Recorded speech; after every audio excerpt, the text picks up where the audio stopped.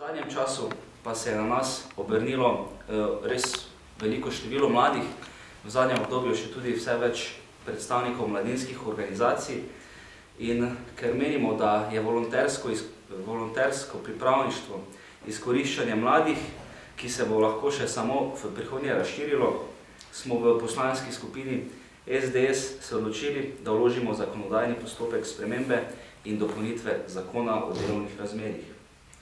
Ko v Sloveniji govorimo o neplačanih pripravništvih, moramo najprej ugotoviti, da je področje povsem neurejeno.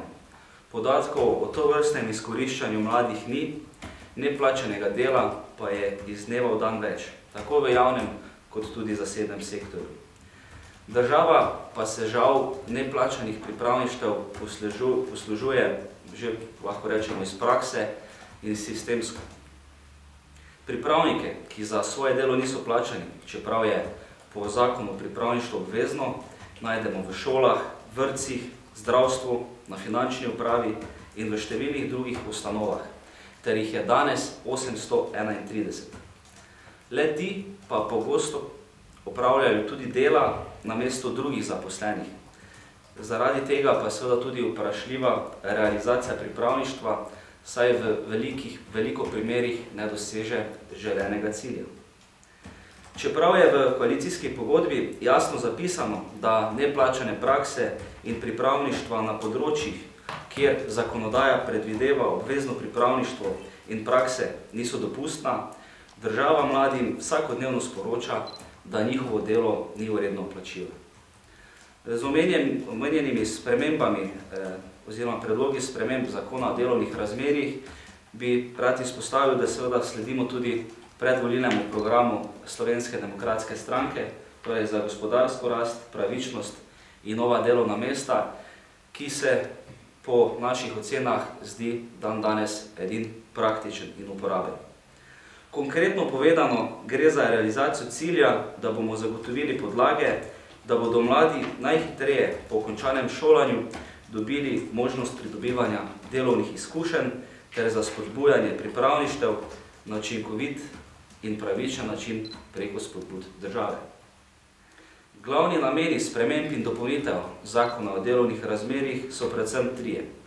Prvič, zagotovi se plačilo za vse oblike pripravništev, tako da se dosedanje volontersko pripravništvo nadomesti s sistemskim ukrepom za poslovanje pripravnikov. Drugič, dosedanji ukrep, da so delodajalci oproščeni plačila prispevkov za zaposlitev osebe mlajše od 30 let, se razširi tudi na vse pripravnike, in sicer za čas pripravništva, ki se zaposlijo po končanem šolanju. Namen tega ukrepa je stimulirati delodajalce tako v zasebnem kot tudi javnem sektorju, seveda za zaposlovanje pripravnikov. In kot tretjo, v zakonu nalagamo Vladi Republike Slovenije, da sprejme politiko izvajanja pripravništev in financiranje le-teh v posebnem dokumentu s konkretnimi ukrepi, vsaj za obdobje naslednjih 5 let. Sami zagovarjamo načelo vsako delo šteje, tako bodo vsi pripravniki, poleg minimalne plače, ki je predpisana v zakonu, imeli plačane tudi druge prispevke.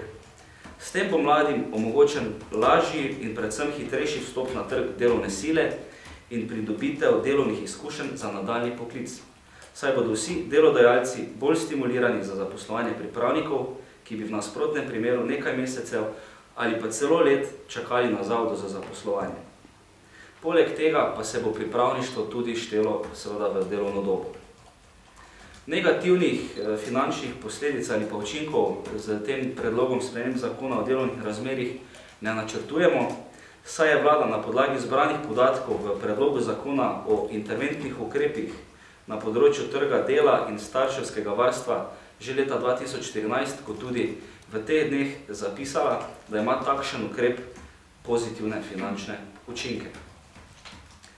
Vlada je včeraj predlagala podaljšanje trajanja omenjenega interventnega zakona, zato v poslanski skupini SDS ne vidimo razloga, da takšnega ukrepa koalicija ne bi podprla v našem predlogu zakona tudi za pripravnike, ki po pridobljeni izobrazbi prvič iščejo zaposlitev, delovne izkušnje, ki jih potrebujejo za nadaljevanje karierne poti.